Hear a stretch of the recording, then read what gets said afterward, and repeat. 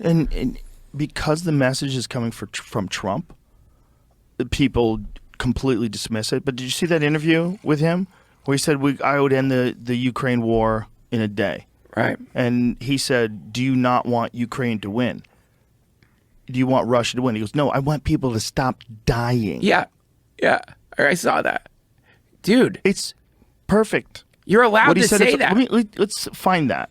Because they're playing gotcha on a subject. They're doing gotcha interview real quick. You don't have much time with them, so you got to get a gotcha. And they're doing this with a subject that literally has the fate of the world in front of it. Right. Because if nuclear war breaks out, yeah, because of all this, yeah, and these people are just flippantly supporting this continued conflict with no talk at all about some sort of a compromise. Yeah. Some sort of a conversation. Anything. Or just starting a conversation. Just starting one. Let's hear what he says.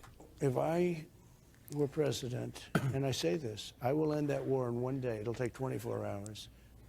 I know Zelensky well. I know Putin well. I would get that ended in a period of 24. You can break that deal. 100%. It would be easy. That deal would be easy. A lot of it has to do with the money. A lot of it has to do with the military, that we're giving. But I would get that deal done within 24 hours. That war has to be stopped. That war is a disaster. Final thought. Are you going to win next year? Cool socks. No, that's not. A very good chance. That's not the same interview. There was another interview. A woman was interviewing him, I believe, and she asked, I think it was a woman, asked if he wanted Russia to win. It was some weird gotcha interview. He said, I want people to stop dying. Yeah, this is it. That's the CNN thing. Yes. Yeah. Let me just put it a nicer way. If I'm president, I will have that war settled in one day, 24 hours. How would you settle that war in one day? Because I'll meet with Putin, I'll meet with Zelensky. They both have weaknesses and they both have strengths. And within 24 hours, that war will be settled. It'll be over. It'll be absolutely over. Do you want Ukraine to win this war? I don't think in terms of winning and losing. I think in terms of getting it settled so we stop killing all these people and breaking down this country.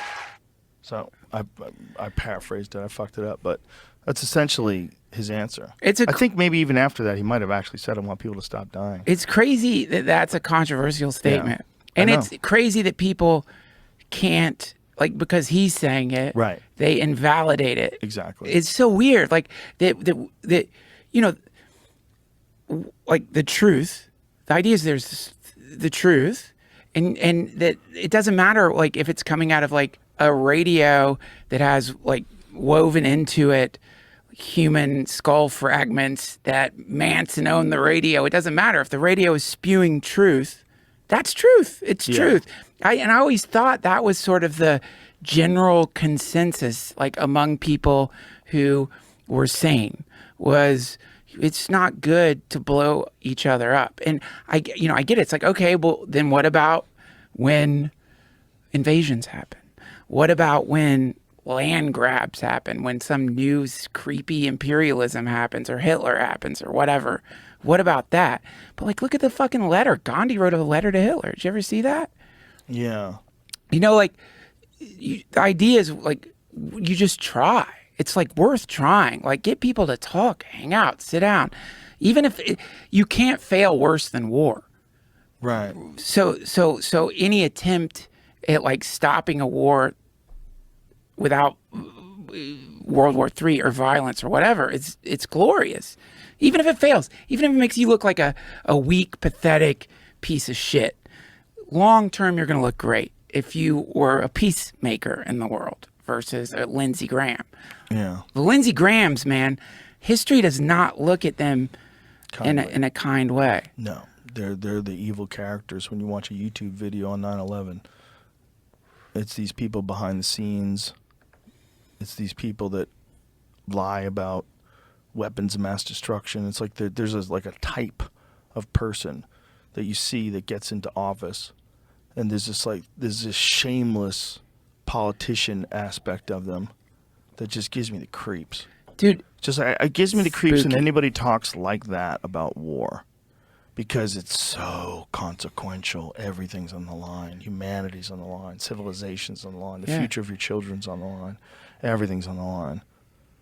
And to like make it and boil it down to a rah football pep rally speech is crazy. you know, an AI wizard out there who wants to do some kind of like something that will probably be very controversial needs to like put together a montage of the videos of all the drones blowing up Russians and replace the adults with kids so that you see the children version of them being blown up.